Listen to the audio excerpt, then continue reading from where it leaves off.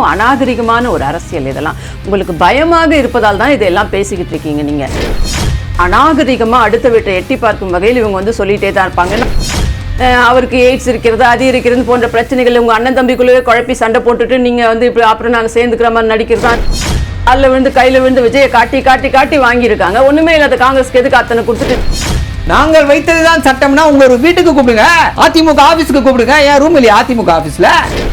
உங்களுக்கு வந்து திமுகவுக்கு வெக்கம் கிடையாதான்னு கேட்குறேன் நான். தரம் கெட்ட பேச்சு இது. வாயில வந்து எல்லாம் அடிச்சு விடுறீங்க. என்ன சொல்லி போயிடுச்சு அப்படி போயிடுச்சு வாயில வந்து அடிச்சு விடுறீங்க. போய் பேசக்கூடிய நீங்க என்ன போய் நாங்க அறிவாலயம் அப்படின்னு அறிவில்லாத ஆலயத்தை பெருசா ஏக்கர் கணக்குல கட்டி வச்சிருந்தா கூப்பிடலாங்க. 4 பேரை கூப்பிட்டு வச்சு காலில் விழுறது, காங்கிரஸ் காலில் விழுந்து விழுந்து விழுந்து அடிமையா எங்களுக்கு பழக்கம் கிடையாது. எந்த அருகதையும் கிடையாது. எங்களுடைய இதை பத்தி பேசுறதுக்கு எந்த அருகதையும் கிடையாது. கூட்டணி வந்து விட்டது கொடிய காமிச்சு அவளா காமிச்ச கட்சி அதிமுக. கொடி ஆட்டினாங்களே வக்கு வழி இல்லாம நீங்க தானே கூப்பிட்டு வச்சிருக்கீங்க. ஓபிஎஸ் வருவாரா, அவர் பின்னாடி இபிஎஸ் வருவாரா, அவர் பின்னாடி அவங்க புள்ள வருவாரா, அறிவாலய வாசல்ல அட்ரஸ் கேட்டு பஸ் ஸ்டாப்ல நிக்கிறவங்க எல்லாம் கூப்பிட்டு ஒரு சீட்டுன்னு கொடுத்துருக்கீங்க. காங்கிரஸோட கொத்தடிமையாக இருந்து கொத்தடிமை தான் நாங்கன்றதை தினமும் நிரூபித்துக் கொண்டிருக்கக்கூடிய இவர்களுடைய வாதங்களை எல்லாம் நான் வந்து டஸ்ட்பினுக்கு போற வாதங்களா தான் நான் பார்க்கிறேன். பிச்சைக்காரன் வாந்தி எடுத்த மாதிரியான கூட்டணியாக இருக்கும்போது உங்களுக்கு இப்படிதான் கஷ்டமா இருக்கும் எல்லாமே.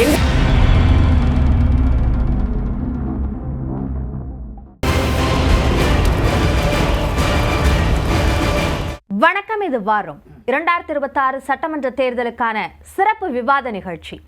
முதலமைச்சர் ஒரு நிகழ்வில் பேசும்பொழுது அதிமுகவின் பொதுச் செயலாளராக இருக்கும் எடப்பாடி பழனிசாமியை தேர்தலுக்கு பிறகாக மாற்றிவிடுவார்கள் என்ற விமர்சனத்தை முன்வைக்கிறார். இந்த விமர்சனத்தை அதிமுக பாஜக கூட்டணி மீதான விமர்சனமாக பார்க்க வேண்டுமா, அல்லது அப்படி மாற்றிவிடுவார்கள் என்ற ஒரு நெரேட்டிவை செட் செய்வதற்கான அரசியல் வியூகமாக பார்க்க வேண்டுமா என்ற கேள்விகள் எழுகின்றன.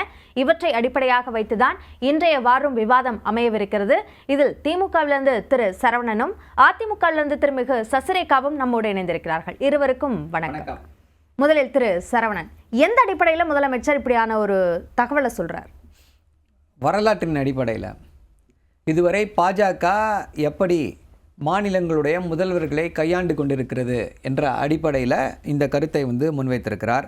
கிளாசிக் எக்ஸாம்பிள் வந்து மகாராஷ்டிராவில் எப்படி நடந்தது. இதுக்கு முன்னால் வந்து திரு ஏக்நாத் ஷிண்டே அவர்கள், அதுக்கு முன்னாடி வந்து இவர் இருந்தார், சிவசேனாவுடைய தலைவர் இருந்தார் உத்தவ் தாக்கரேவை தூக்கிட்டு ஏக்நாத் ஷிண்டேவை கொண்டு வந்தாங்க. இப்போ ஏக்நாத் ஷிண்டேவை கபலீகரம் செய்து அந்த கட்சியை 2ஆக உடச்சி காலி பண்ணிவிட்டு இப்போ பாஜகவுடைய முதல்வர் வந்து அங்கு இருக்கிறார். அடுத்து இப்போ பார்த்திங்க அப்படின்னா பீகாரில் என்ன ஆச்சுன்னா, நிதிஷ்குமாரை வந்து சிஎம் கேண்டிடேட்டுன்னு அனௌன்ஸ் பண்ணாங்க. சிஎம் கேண்டிடேட்னு அனௌன்ஸ் பண்ணி தேர்தலை ஜெயித்த 1 வருஷம் கூட ஆகலை. ஈரம் காயவில்லை, அந்த ஓட்டு மையின் ஈரம் கூட காயவில்லை. அவரை வந்து ராஜ்யசபாவுக்கு அனுப்புகிறாங்களாம். அனுப்பிட்டு ஒரு பாஜகவுடைய முதல்வரை அங்கே கொண்டு வருகிறார்கள். இங்கே பார்த்தீங்க அப்படின்னா தமிழ்நாட்டை பொறுத்தவரை இவங்க தான் பாவம் அதிமுக ஆட்சின்னு இருக்காங்க. ஆனால் அங்கே கிளியராக என்ன சொல்கிறாங்க, யாராக இருந்தாலும் என்டிஏ ஆட்சி. இப்போ அங்க நடந்ததை உதாரணமாக கொண்டு அப்படியே இங்க நடக்கிறதுக்கு வாய்ப்பு இருக்கு அப்படின்னு சொல்றீங்க. ஆனா அப்படி நடக்கிறதுக்கு வாய்ப்பு இருக்கு அப்படின்னு சொல்றதே ஒரு யூகம் தானே, இங்க யூகம் இல்ல. இவர்கள் எப்படி செயல்பட்டு கொண்டிருக்கிறார்கள் அப்படின்றதும் இதற்கு வந்து ஒரு மிக சிறந்த எடுத்துக்காட்டாக இருக்கும். இப்போ இங்கே இருப்பது கூட்டணி ஆட்சி அப்படின்றத அவங்க தெளிவாக பேசிக்கிட்டு இருக்காங்க. பாஜகவில் இருக்கக்கூடியவர்கள் கூட்டணி ஆட்சி அப்படின்னு தெளிவாக பேசிட்டு இருக்காங்க. அது கூட்டணியுடைய ஆட்சி அமையும்னு சொல்றாங்க. கூட்டணியுடைய ஆட்சி இல்ல, கூட்டணி ஆட்சி அமைக்கும்னு சொல்றாங்க. ஒரே நிமிஷம், திரு நயினார் நாகேந்திரன் என்ன பேசினாரு?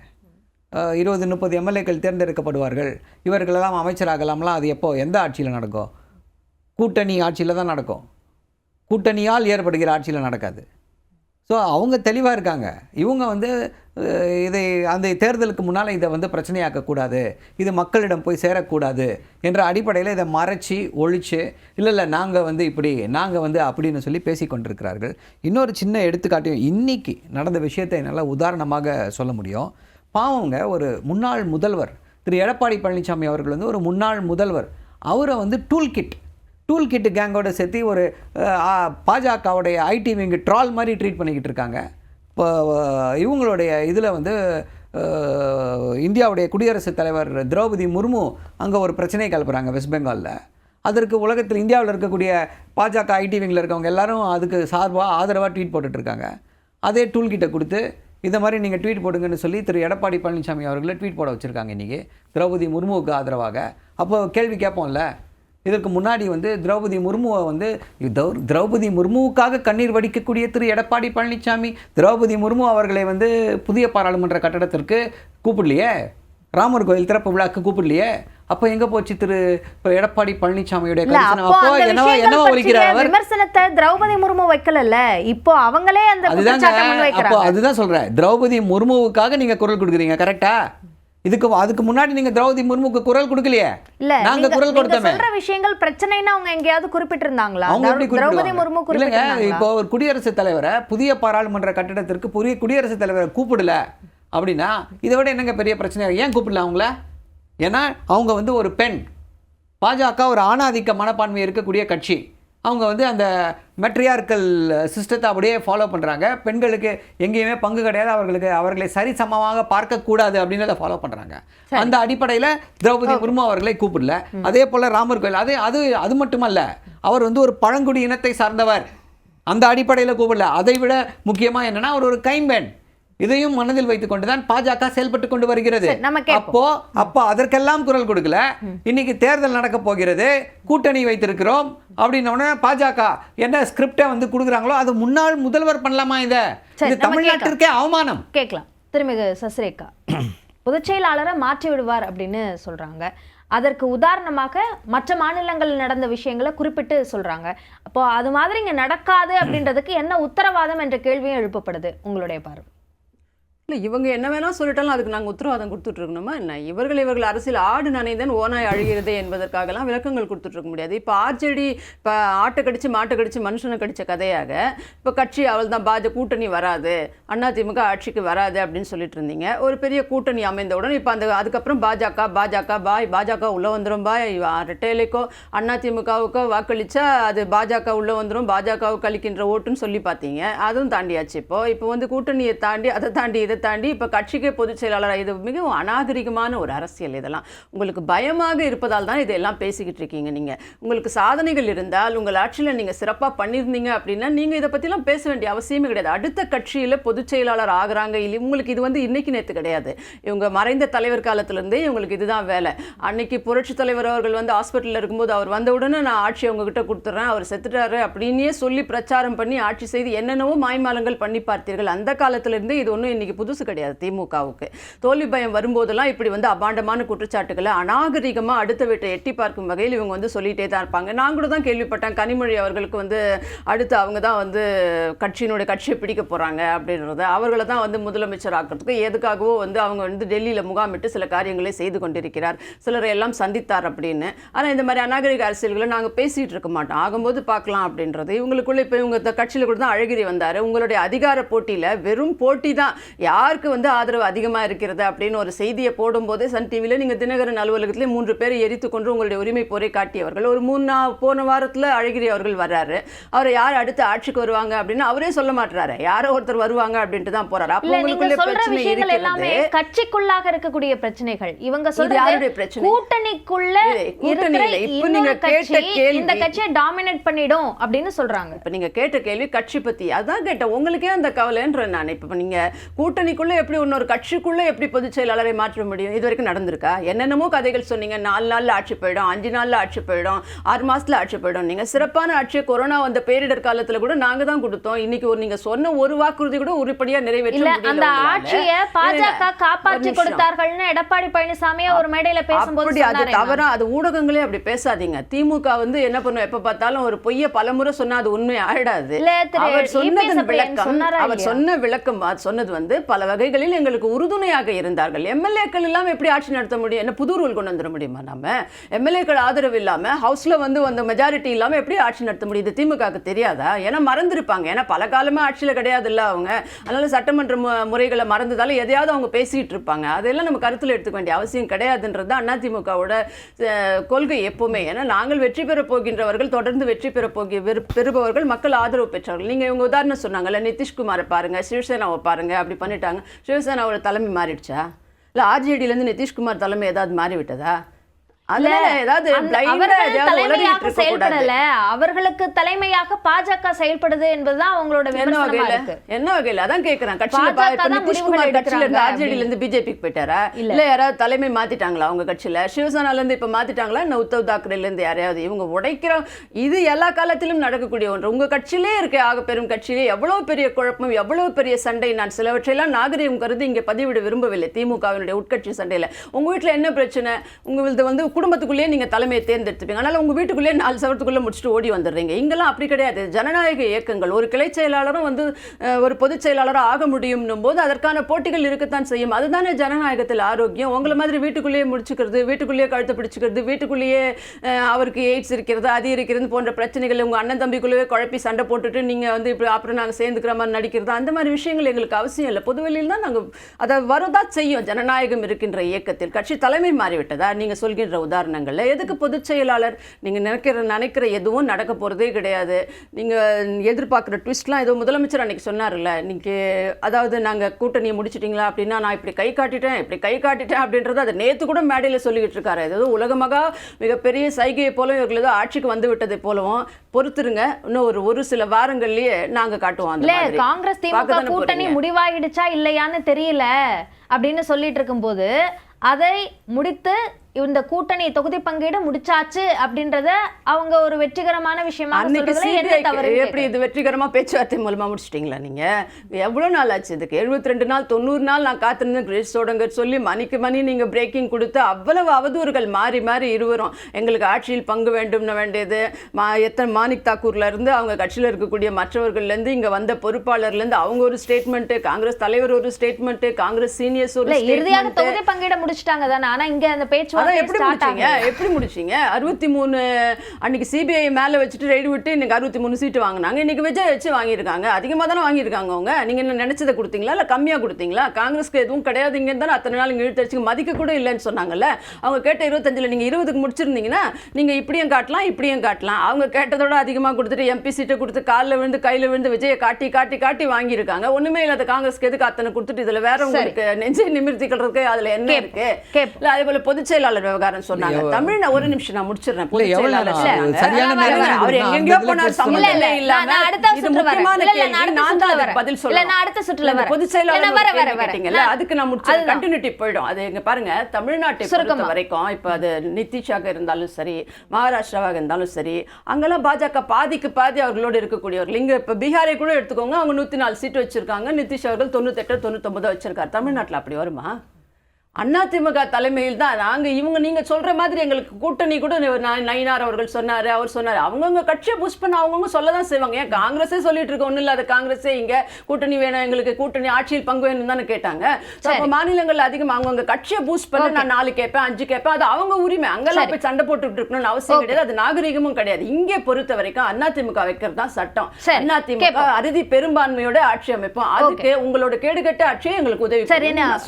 திரு சரவணன், இப்போ அவங்க கட்சிக்குள்ளாக பொதுச் செயலாளரை மாற்றி விடுவாங்க அப்படின்றத நீங்க எப்படி சொல்ல முடியும் அப்படின்னு கேட்குறாங்க. திரு செங்கோட்டையன் இருந்தார்,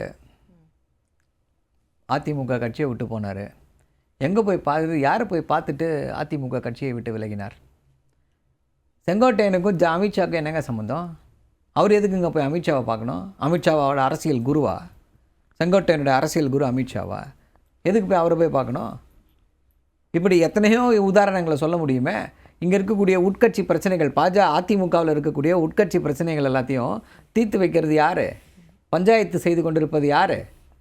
அமித்ஷாவும் ஆட்சியாவும் இவங்களும் தான் பஞ்சாயத்து செய்து கொண்டிருக்கிறார்கள். ஒரு நிமிஷம், கனிமொழி தலைமையில ஒரு என்னங்க இல்ல இப்போ ஒரே நிமிஷம் இல்ல, அதாவது ஒரே இது என்ன அப்படின்னா இப்போ முக்கியமா இன்னொரு விஷயத்தை பார்க்க வேண்டும். திரு எடப்பாடி பழனிசாமி அவர்கள் இப்படி ஒரு இதை சொல்கிறாரு. கூட்டணி பேச்சுவார்த்தை நடத்துறதுக்கு போகிறாங்க. அங்கே கூட்டணி பேச்சுவார்த்தை அவங்க இங்கே நடத்துகிறோங்க. இவரு போய் அங்க போய் கூட்டணி பேச்சுவார்த்தை இல்ல, அங்க போய் கூட்டணி பேச்சுவார்த்தை நடத்தவே இல்லைன்னு சொல்லிருக்காரு. அவர் என்ன பண்றாரு? சார், அவரு தேர்தல் பணிகளை எப்படி பண்ணலாம்னு ஆலோசித்தோம்னு சொல்றாரு. அவங்களுடைய பதட்டம் எனக்கு புரியுது. அவங்க பேசும்போது பொறுமையா கேட்டோம். இப்ப நான் பேசுறத வந்து என்னுடைய பேச்சின் தாக்கத்தை அவங்களால தாங்க முடியல. அதனால குறுக்கீடு செய்து கொண்டே இருக்கிறார்கள். சோ இதுல இருந்தே தெரியுது யாருக்கு வந்து ஒரு அச்சம் இருக்கிறது, யாருக்கு வந்து ஒரு விமர்சனத்தை கூட தாங்காத ஒரு சூழ்நிலை இருக்கிறது அப்படின்றது நமக்கு புரிகிறது நன்றாக. இவர்களால இப்போ எல்லாருமே பாஜக போய் சந்திச்சு பாஜக தான் முடிவெடுக்குது அப்படின்னு சொன்னீங்கல்ல. ஓபிஎஸும் போய் பாஜக அமித்ஷாவை போய் சந்திச்சுட்டு தான் வந்தாரு. ஏன் அவரு அதிமுகல சேர்க்க முடியல, இல்ல கூட்டணிக்குள்ள ஏன் சேர்க்க முடியல? கேளுங்க, ஏன் கேளுங்க, நான் சொல்றேன், கூப்பிட்டு கேளுங்க. ஓபிஎஸ் அவர்களை கூப்பிட்டு கேளுங்க என்னன்னு சொல்லிட்டு, ஏன் கூப்பிட்டு கேளுங்க, ஏன் வரல, ஏன் சேர்த்துக்கல, திரு எடப்பாடி பழனிசாமி அவர்களை கூப்பிட்டு கேளுங்க. இப்போ ஒரே நிமிஷம், நான் என்ன சொல்ல வரேன், அதுக்கு முன்னாடி என்ன சொல்லிட்டு இருந்தாங்க, என்ன சொல்லி கொண்டிருந்தார்கள்,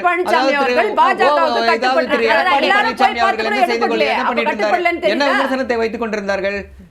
காங்கிரஸோடு கூட்டணி இல்ல. அருமையான கேள்வியை கேட்டீங்க. காங்கிரஸோடு இவர்களுக்கு கூட்டணி வைக்க முடியலையே, கூட்டணி இதாயிடுச்சே, இப்படி போயிடுச்சே, அப்படி போயிடுச்சே, இதாயிடுச்சே, அதாயிடுச்சே அப்படின்னாங்க. வராது, கூட்டணிக்குள்ளே குழப்பம்னாங்க. இன்னைக்கு வந்து தலைவர் என்ன பண்ணாரு, கூப்பிட்டு பேசினாரு, முடிச்சிட்டாரு. கூட்டணி பேச்சுவார்த்தை முடிவுட்டுறது, சீட்டு இது பண்ணியாச்சு, முடிச்சிட்டாரு. கூட்டணி பேச்சுவார்த்தை முடித்து விட்டார். இப்போ சொல்றேன் ஒரே நிமிஷம் இருக்கு அப்படின்னு சொன்னதை காங்கிரஸ் கிட்ட நடைமுறைப்படுத்த முடியாம போயிடுச்சேன்னு கேக்குறாங்க. இல்லங்க, விட்டு கொடுத்து தான் போவோம். இதுதான் கூட்டணி, கூட்டணியுடைய தாத்பரியம் இதுதான். முன்ன பின்ன இருக்கதான் செய்யும், அப்படிதான் நடத்த முடியும், அப்படிதான் கூட்டணி பேச்சுவார்த்தைகளை நடத்த முடியும். இதுல நாங்க எக்ஸ்பர்ட்ஸ். 1967 இருந்து கூட்டணிகளை, வானவில் கூட்டணிகளை கட்டமைத்தவர்கள் நாங்க. அதே போல இப்ப என்ன அப்படின்னா இவங்களுடைய இது என்ன? இப்ப நான் சொல்றேன், பாஜக 50 சீட்டுக்கு குறையாம வாங்கும். இவர்களால் அதை தடுக்க முடியுமா? இல்ல பாஜகவுக்கு நாங்கள் வந்து போன தேர்தலில் என்ன சீட்டு கொடுத்தோமோ அந்த சீட்டு தான் கொடுப்போம்னு சொல்லக்கூடிய நெஞ்சுரம் திரு எடப்பாடி பழனிசாமி அவர்களுக்கு இருக்கிறதா? அந்த பார்கெனிங் பவர் இவங்களுக்கு இருக்கா அப்படின்றது தான் முக்கியமான கேள்வி. வாய்ப்பே கிடையாது அதற்கு. அவங்க என்ன சீட்டு வேணுமோ அதை அவர்கள் மிரட்டித்தான் வாங்குவார்கள். ஒரு பரிதாபமான படத்தை பார்த்திருப்பீங்க.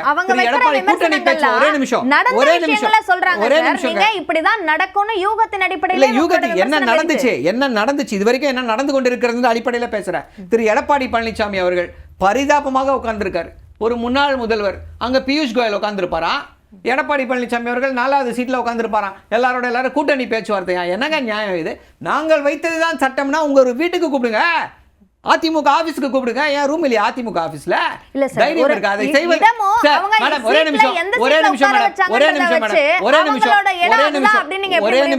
நிமிஷம். காங்கிரஸ் தலைவர்கள் யாரா இருந்தாலும் முதல்வருடைய வீட்டுக்கு வருவாங்க, அண்ணா அறிவாலயத்துக்கு வந்து கூட்டணி பேச்சுவார்த்தை நடத்துவாங்க. யாராவது ஒருத்தரை பிஜேபியில் இருக்கக்கூடியவர்கள் யாராவது போய் திரு எடப்பாடி பழனிசாமி அவர்களை வீட்டில் பேச்சுவார்த்தை நடத்தினோம், அதிமுக அலுவலகத்தில் பேச்சுவார்த்தை நடத்தினோம் இல்ல. பாஜக எங்க கூப்பிடுதோ அவர் பியூஷ் கோயல் உட்கார்ந்துருப்பாரா, அவர் வந்து பிரிச்சு கொடுப்பாராம் எல்லாத்தையும். இப்போ இதை எதோடு நீங்கள் பொருத்தி பார்க்க வேண்டும்? 2014 செல்வி ஜெயலலிதா என்ன சொன்னாங்க, என்ன பண்ணாங்க? இதே பியூஷ் கோயல் ஓட விரட்டினார் அந்த பியூஷ் கோயலை. இன்னைக்கு அவர் உட்கார்ந்து நாட்டாமை செய்து கொண்டிருக்கிறார். இது எதை காட்டுகிறது? இது வந்து அதுதான் சொல்றேன், இது அதிமுகவுக்கு மட்டுமான அவமானம் அல்ல, ஒட்டுமொத்த தமிழ்நாட்டிற்கு, தமிழ் மக்களுக்கு ஏற்பட்ட அவமானம். தமிழ் மக்களை ரெப்ரசென்ட் பண்ற பார்ட்டி அதிமுக. அவங்க இருக்கக்கூடிய இந்த கட்சி இப்படி அவர்களை தன்மானத்தை விட்டு எதுக்கு இந்த இவ்வளவு காம்ப்ரமைஸ் எதுக்கு பண்றாங்க? ஒரே காரணம் தான், என்ஃபோர்ஸ்மெண்ட் டைரக்டரேட் வந்துடக்கூடாது, இடி வந்து எங்களை கைது செய்து விடக்கூடாது, எங்கள் மேல எந்த வழக்கையும் போட்டக்கூடாது, வழக்கை போட்டு நாங்கள் கொள்ளையடித்த சொத்துக்களை வந்து கைப்பற்றி விடக்கூடாது. இந்த ஒரே காரணத்திற்காக தமிழ்நாட்டுடைய நலனை இப்படி கொண்டு போய் புதைக்குழியில் புதைத்து விட்டீர்களே அப்படின்றதுதான் வருத்தமாக இருக்கிறது. அதான் இப்போ கட்சிக்குள்ள எந்த பிரச்சனையாக இருந்தாலும் அது டெல்லி தீர்மானிக்குது, கூட்டணி சார்ந்த எந்த முடிவாக இருந்தாலும் டெல்லி தீர்மானிக்குது. அப்போ பொதுச் செயலாளர் மாற்றத்தையும் அவங்க செஞ்சிட முடியாதா அப்படின்னு கேட்குறாங்க. எதை தீர்மானிச்சது? நீங்கள் எல்லாம் பார்த்துட்டு தான் இருக்கீங்க. இவங்க எல்லாம் வந்து இப்படி பொதுவெளியில் நடக்கிறது விஷுவலி எல்லாத்தையும் காட்டிகிட்டு இருக்கும்போதே இவ்வளோ பொய் பேசுகிறாங்களே திமுக. அதை தான் கேட்குறேன் நான். உங்களுக்கு வந்து திமுகவுக்கு வெக்கம் கிடையாதான்னு கேட்குறேன் நான். என்ன உங்கள் கூட்டணி என்ன, உங்கள் செயல்பாடுகள் என்ன? உங்களோட இன்னைக்கு 22 கட்சி வந்து விட்டது, 23 கட்சி வந்து விட்டதுன்னு கை காட்டிட்டு இருக்கீங்களே. நீங்கள் சொன்னதை ஒழுங்காக நிறைவேற்றிருந்தா இப்படியெல்லாம் கூப்பாடு போட வேண்டிய அவசியமே இல்லை. இவர் சொன்னார் 50 சீட்டு பற்றி சொல்கிறாரு, பாஜகவுக்கு 50 சீட்டு கம்மி இல்லாமல் கொடுப்பாங்க.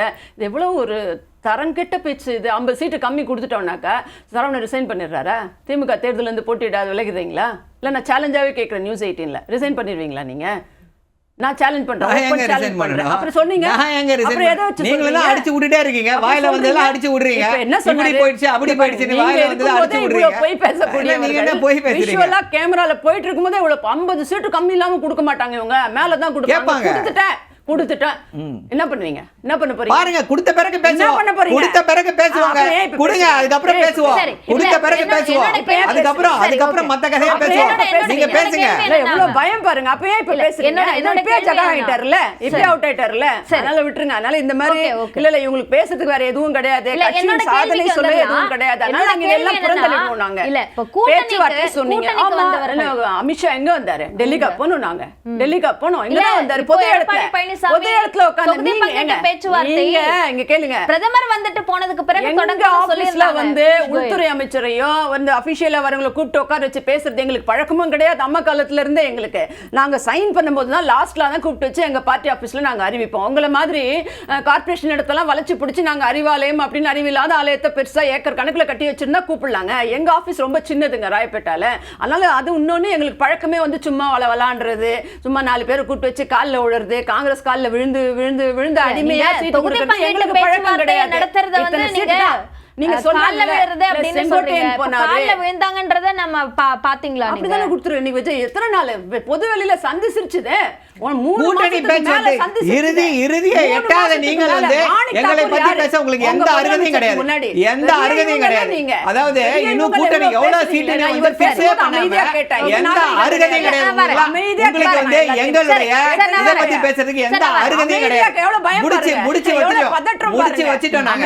இதை முடிச்சு வச்சுக்கிட்டோம். எல்லாத்தையும் முடிச்சு எங்களுடைய கூட்டணியில எல்லாம் ஒன்றாக இணைந்திருக்கிறார்கள். இப்படி இணைந்த பிறகு இன்னும் எவ்வளவு சீட்டு யாருக்குன்னே பேச முடியாத உங்களுக்கு அருகதையே கிடையாது. எங்களுடைய கூட்டணியை பத்தி பேச அருகதையே கிடையாது. பண்ணுங்க. நான் சொல்றேன் இதே பாப்போம். எவ்வளவு சீட்டு வாங்குதுன்னு பாப்போம். எவ்வளவு சீட்டு வாங்குதுன்னு பாப்போம். வாங்கின பிறகு பேசுவோம். வாங்கின பிறகு பேசுவோம். வாங்கின பிறகு பேசுவோம். வார்த்தையை உள்ள இதுதான் நடக்கும்னு சொல்றோம். வார்த்தையை உள்ள இதுதான் நடக்கும்னு சொல்றோம். பாப்போம் பாப்போம் எவ்வளவு சீட்டு நீங்க குடுக்குறீங்கன்னு பாப்போம். எவ்வளவு சீட்டு நீங்க குடுக்குறீங்கன்னு பாப்போம். பாக்கதானே போறோம். தொகுதி பங்கீட்டு பேச்சுவார்த்தை தொகுதி பங்கீட்டு பேச்சுவார்த்தை ஏன் தொடங்காம இருக்கு? நாங்க கொடுக்க மாட்டோம். சிபிஐ தொகுதி பங்கீட்டு பேச்சுவார்த்தை நாங்க கொடுக்க மாட்டோம். தொகுதி பங்கீட்டு பேச்சுவார்த்தை ஏன் தொடங்காம இருக்கு? கொடியை காமிச்சிட்டு தொகுதி பங்கீட்டு பேச்சுவார்த்தை கூட்டணி இல்ல ஒரே நிமிஷம் இந்த கேள்வியை மட்டும் கூட்டணி வந்து விட்டது சொல்லி கொடியை காமிச்சு பாவலா காமிச்ச கட்சி அதிமுக. கொடி ஆட்டினாங்களே, கொடியை யார் ஆட்டினா? யார் ஆட்டினா? நீங்க செட் பண்ணி ஆட்டினீங்கன்ற தாவேகால இருக்கக்கூடியவங்க எல்லாம் வந்து அதிமுக செட் பண்ணி ஆட்டிச்சு கொடிய. எங்களுக்கு கூட்டணி கிடையாது, ஒண்ணு கிடையாது. என்ன பாவம். கூட்டணி வாங்க விஜய் சார், கூட்டணி வாங்க விஜய் சார், கூட்டணி வாங்க அப்படின்னு சொல்லி கெஞ்சி கூத்தாடி விட்டு இப்போ வந்து கூட்டணியில சொல்லி என்ன ஒரு பரிதாபம், என்ன ஒரு பரிதாபம். இல்ல இங்க கூட்டணிக்குள்ள பிரச்சனை அப்படின்ற விமர்சனம் இல்ல, அது எதுவும் இல்ல அப்படின்னு அவங்க மறுக்கிறாங்க. அதே மாதிரி காங்கிரஸ் திமுக மீதான அந்த விமர்சனத்தையும் முன்வைக்கிறாங்க. இப்போ அந்த விஷயத்துல பார்க்கும்போது பொதுச் செயலாளர் மாற்றிடுவாங்க அப்படின்ற ஒரு நரேட்டிவை செட் பண்றதுக்கு தான் திமுக முயற்சிக்குதா? என்ன சொல்றோம், அதிமுகவே டோட்டலா பாஜகவுடைய கையில தாங்க இருக்கு. அதிமுகவுல எந்த விதமான முடிவையும் தன்னிச்சையாக எடுக்க முடியாது. எதை வச்சு நீங்க எதை வச்சு சொன்ன இப்ப நடந்து கொண்டிருக்கக்கூடிய விஷயங்களை உள்ளார என்னங்க எக்ஸ்பிளைன் பண்ணனா? எந்த முடிவு அவங்களால தன்னிச்சையாக எடுக்க முடியும்?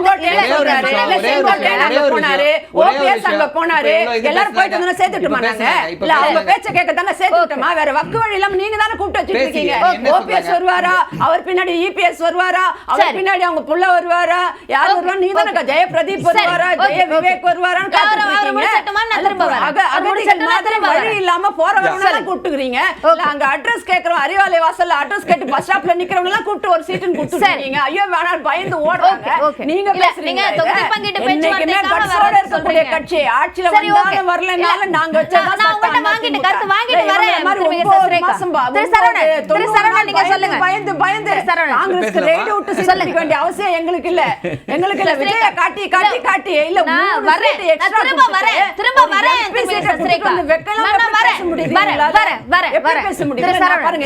என்ன கேட்டீங்க அமைதியா அத்தனை கேள்விக்கு பதில் சொல்ல. ஆனா பதில் கேள்வி கேட்டேன், நீங்க தான் பதில் சொல்லிட்டு இருக்கீங்க. நான் கேக்குற கேள்விக்கு நீங்க பதில் சொல்ல மாட்டீங்க. அவர் கேக்குற கேள்விக்கு தான் நீங்க பதில் சொல்றீங்க. எதுக்கு பதில் சொல்லல? இல்ல, நான் உங்ககிட்ட தொகுதி பங்கீட்டு பேச்சுவார்த்தை ஏன் தொடங்கல நான் கேட்டேன். ஆனா நீங்க அதற்கான பதில சொல்லவே இல்லாதனால அவர்கிட்ட போயிட்டேன். ஆனா இப்போ வந்து நீங்க பேசுறீங்க. நான் அடுத்து வரேன். அடுத்து நான் வரேன். லிஸ்டே வெளியில வரும். இந்த மாதிரி பயந்து பேச்சுவார்த்தை நடத்தினாதா நாங்க அப்படியே கூப்பிட்டு இருக்கோம். மொத்த லிஸ்டோட வரணும் ஒரு 10 நாள்ல உங்களுக்கு. நீங்க ஏன் கவலைப்படுறீங்க? இல்ல, நீங்க சொல்லுங்க. நியூஸ் 18 நீங்க ஏற்கனவே சொல்லிட்டு இருக்கீங்க, அந்த விஷயத்தை சொல்லுங்க. எந்த அடிப்படையில அது நரேட்டிவ் செட் பண்ணப்படுது அப்படின்னு சொல்றாங்க. உங்களுக்கு இதுதான் எக்ஸ்பிளைன் பண்ண எப்படி பாஜக செயல்பட்டு கொண்டு வருகிறது தமிழ்நாட்டுல. ஒரே நிமிஷம் இருங்க. செங்கோட்டையன் போனது நான் தாவேக்கால போய் சேர போறேன்னு சொல்றதுக்காக போனாரா, மீண்டும் அதிமுகக்குள்ள இருக்கிற பிரச்சனையை சரி செய்யணும்னு சொல்லி போனாரா? இப்ப அவர் ஏன் தாவேக்காக்கு போனாரு? பாஜக உதவி பண்ணலாம் தானே போனாரு. கூப்பிட்டு கேளுங்க ஏன் போலான்னு. ஏன் போனாருன்னு அவரை கேளுங்க. எதுக்கு போய் அமித்ஷாவை போய் அதிமுகவில் இருக்கக்கூடிய பிரச்சனைக்கு அதிமுகவில் இருக்கக்கூடிய பிரச்சனைக்கு எதுக்குங்க போய் அமித்ஷாவை பார்க்கணும்? செங்கோட்டையன் யாரு? செங்கோட்டையன் யாரு? சாதாரணவர்.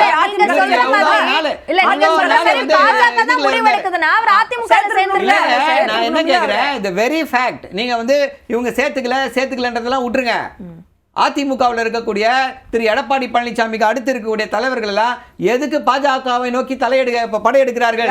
தெரியுதுல உங்களுக்கு இங்க இருக்கக்கூடிய டெசிஷன் யார் எடுப்பா அப்படின்னு உங்களுக்கு தெரியுதுல?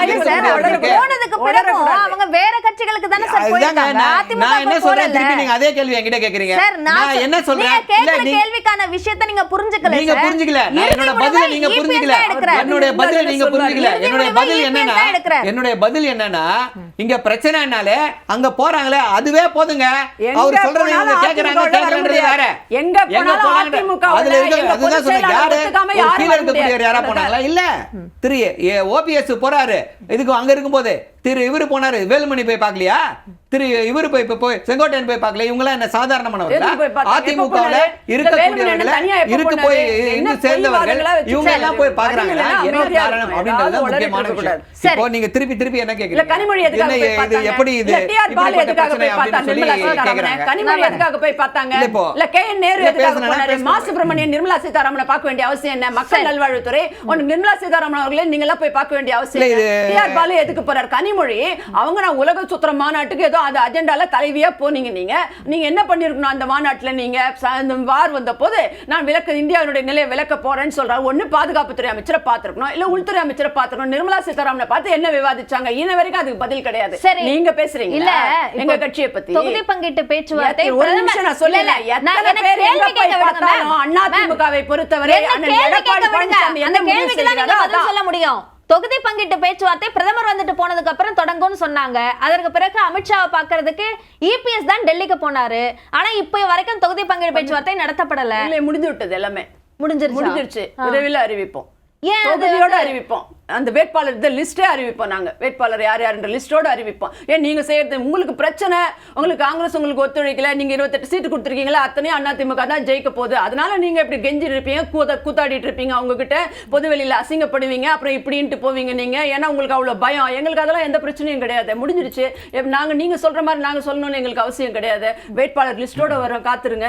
உங்களுக்கு என்ன பிரச்சனை? அதுல நீங்க களத்துல வாங்க. தோத்து ஓட போறவங்களுக்கு எங்களை பத்தி என்ன உங்களுக்கு உங்களுக்கு என்ன வரல, நான் உங்களுக்கு என்ன ஓமாடல நான் செய்யணும் எந்த அவசியம் இல்லையா?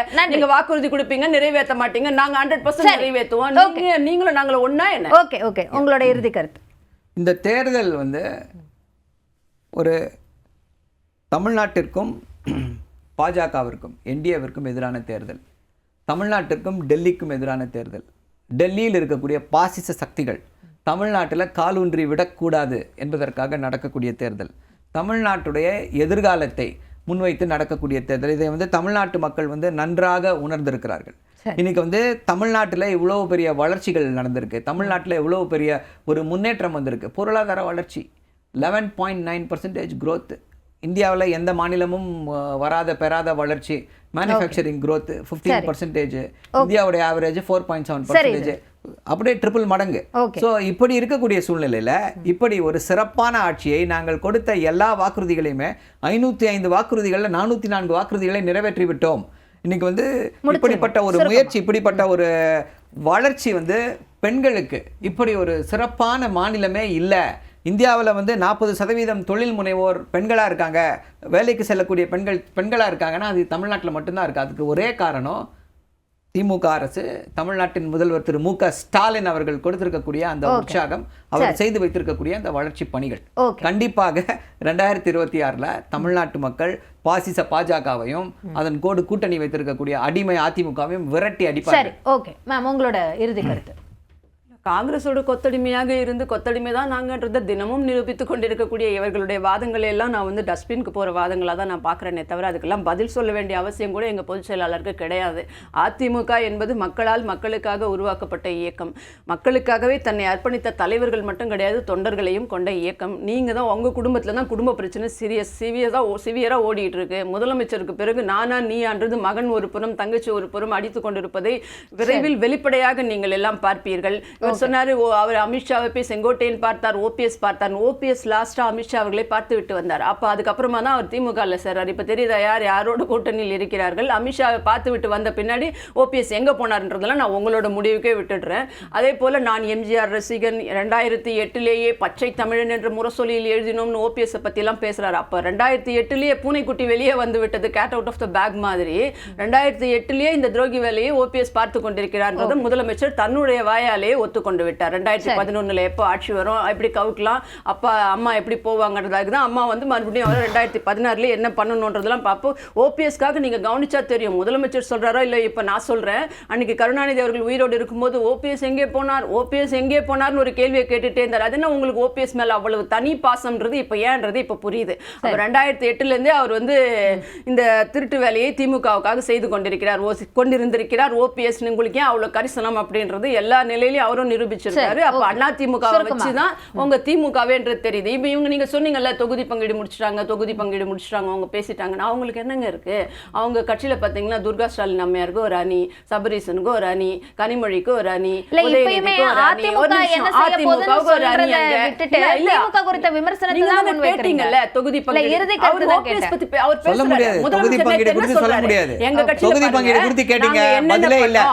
என்ன பண்ண போறோம், 185 தொகுதி போயிட்டாரு எங்க பொதுச் செயலாளர். நாங்க என்ன பண்ண போறோம்னு பேசிட்டு இருக்கோம். ஆனா இவங்க பாருங்க, முதலமைச்சர் பேசும்போதெல்லாம் எம்ஜிஆருடைய ரசிகன் நான், அம்மையார் இருக்கும்போது ஓபிஎஸ்ஐ பத்தி 2008 நாங்கள் புகழ்ந்தோம். ஏன்னா அங்க அதிமுக இல்லைன்னா திமுகவே கிடையாது. அதிமுக அணின்னு ஒரு அணி இருக்கு, குறுநில மன்னர்னு ஒரு அணி இருக்கு, அந்த குறுநில மன்னர்களின் மகன் அணின்னு ஒண்ணு இருக்கு. ஆளுக்கு 10 குடிஞ்சா முடிஞ்சு போச்சு உங்களுடைய தொகுதி பங்கீடு. இங்க அப்படி கிடையாதுல்ல. உழைத்தவர்களுக்கு கொடுக்கணும், தொண்டர்கள் கூட இன்னைக்கு தலைவர் ஆக முடியும். இன்னைக்கு உழைக்கிறவங்க, கட்சிக்காக இருக்கிறவங்க, படிச்சவங்க நாங்க பொதுவெளியில உங்களை போல வெளிப்படுத்தி காங்கிரஸ் உங்களை அந்த அளவு வந்து சிறுமைப்படுத்தி கொண்டிருக்கிறார்கள். கொத்தடிமையா இருக்கீங்க. அந்த காலத்துல இருந்து நீங்க என்ன பண்ணிட்டு இருக்கீங்க? அம்மையார் வருகன்வீங்க, இந்திரா காந்தி அவர்கள் நீங்க இல்ல அதான் அதுக்கு தலையில ஒரு வழிந்த ரத்தத்துக்கு வேற அர்த்தம் சொல்லக்கூடியவர்கள். அப்புறம் நீங்க நம்மளுடைய சோனியா காந்தி வந்தவன அது கொண்டு சொல்லுவீங்க, மணிமேகலையே வா, அட்சய பாத்திரமே வான்னுவீங்க. அப்புறம் ராகுல் காந்தியை நீங்க அழைப்பீங்க. உங்களுக்கு வேணான்னா கேடாய் முடியும்னு சொல்வீங்க. அதனால உங்களுக்கு என்னைக்குமே காங்கிரஸுக்கு கொத்தடிமை தானே நீங்க என்ன தொகுதி பங்கீடு பண்ணுவீங்க? நீங்க இப்படிதான் இருக்கும் உங்களுக்கு. அதாவது பிச்சைக்காரன் வாந்தி எடுத்த மாதிரியான கூட்டணியாக இருக்கும்போது உங்களுக்கு இப்படிதான் கஷ்டமா இருக்கும். எல்லாமே எங்க கிட்ட எந்த பிரச்சனையும் பயன்படுத்தல இருக்கலாம். அது நான் சொல்றேன், ஒரு உதாரணத்துக்கு சொன்னேன் நானு. நாங்கள் உங்களை போல வந்து உங்க உட்கட்சிக்குள்ள எல்லாம் நுழைஞ்சு நாங்க வந்து குழப்பம் பண்ணிட்டு இருக்கிறது, பேசிக்கிட்டு இருக்கிறது, அதை பார்க்கறதுக்கு நேரம் கிடையாது. எங்களுக்கு மக்கள் பிரச்சனைகளை தான் என்னைக்குமே பேசக்கூடிய நேர்மையான இயக்கம். நாங்க நினைச்சிருந்தா அன்னைக்கு அழகிரி அவர்கள் மூகா முத்து அவர்கள் அதுக்கு உதவி பண்ணவரே எங்க கட்சி, எங்க தலைவர் புரட்சி தலைவி எம்ஜிஆர் இருக்கிற காலத்திலே அவர் எங்களை ஆதரித்தார். நாங்க நினைச்சா உங்க கட்சிக்குள்ள அன்னைக்கு குழப்பத்தை உண்டாக்கி இருக்க முடியும். நாங்க நினைச்சா தயாநிதி மாறன் அவர்கள் எங்க கட்சிக்கு வர்றார் அம்மா இருக்கும்போது நாங்க நினைச்சா அன்னைக்கு குழப்பத்தை ஏற்படுத்தி இருக்க முடியும். வைகோ அவர்கள் போனார், அறிவாலயத்துக்கு பூட்டு போட தயாராக இருந்தார். சரியான பாதுகாப்பை கொடுத்து கட்சி